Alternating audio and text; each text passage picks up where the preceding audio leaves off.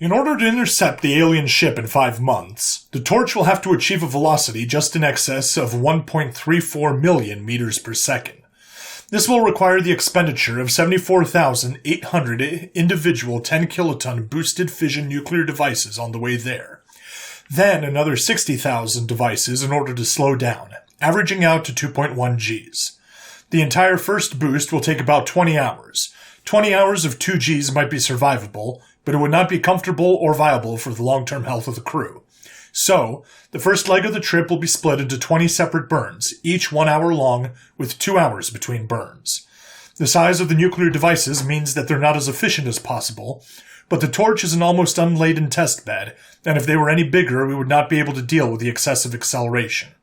On the way back, due to the lowered mass of the ship, we expended almost half our fuel, we will be seeing an average of 4 Gs. The burns will be further split into 1-minute burns with a 30-minute rest period, for a total of 30 minutes of burning for a day, followed by a day-long break. This will repeat 10 times. To slightly reduce fuel usage, it is planned to slow down to 30,000 meters per second, then aerobrake in Saturn's upper atmosphere and use it for an additional gravity assist.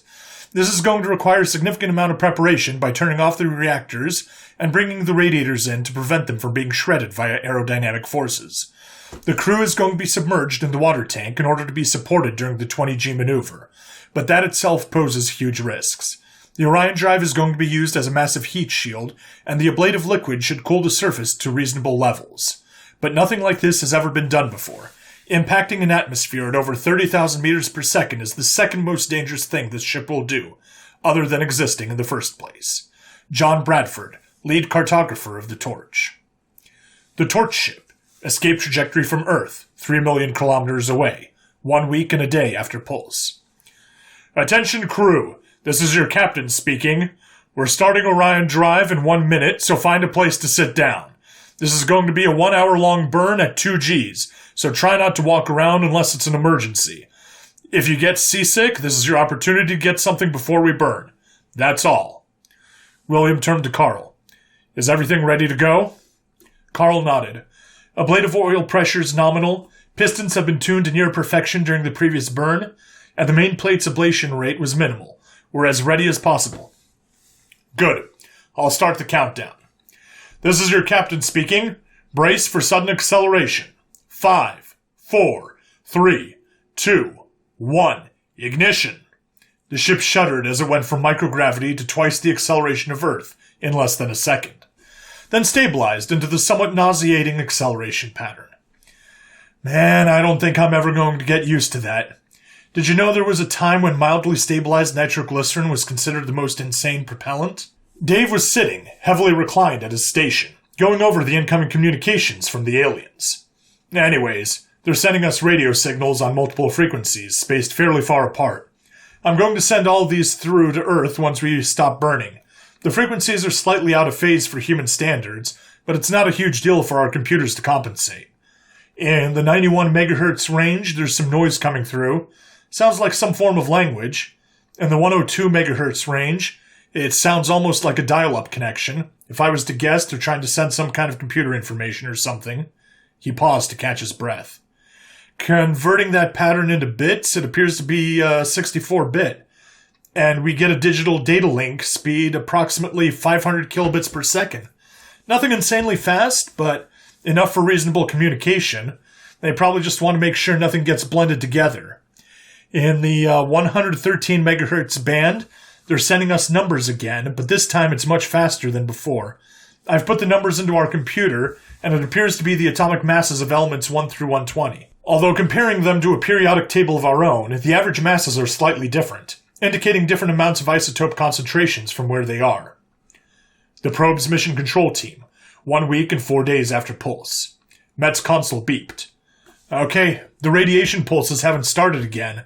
I counted 20 sets, each one a tiny bit blue shifted from the last. I think they're sending a ship or a probe to meet with ours.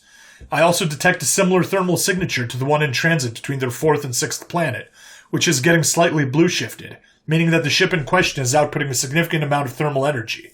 This indicates a large size. Assuming the rejection temperature is the same as the ones around the 6th planet, and given their distance from us, I estimate a power dissipation of almost 4 megawatts. Frankly, I'm having a hard time believing this is even possible. From the amount of blue shifting occurring, their ship must be traveling at 0.44% of the speed of light. And they accelerated to that velocity in less than 4 days? With a ship carrying generators capable of outputting 4 megawatts? Nothing in our records indicate any technology like this existing. From the distance we estimated, their ship will be here in less than half a year. It took us 10 years to get to our heliopause. If I'm right, they've expended about 74,000 nuclear devices just to move a ship. Who does that? We haven't made a supercritical fission device in almost 50 years, and the last one in existence are being converted into fuel for nuclear reactors. Carr looked worried. Also, they're going to have to expend a similar amount of the devices in order to slow down, if they intend on docking with our craft.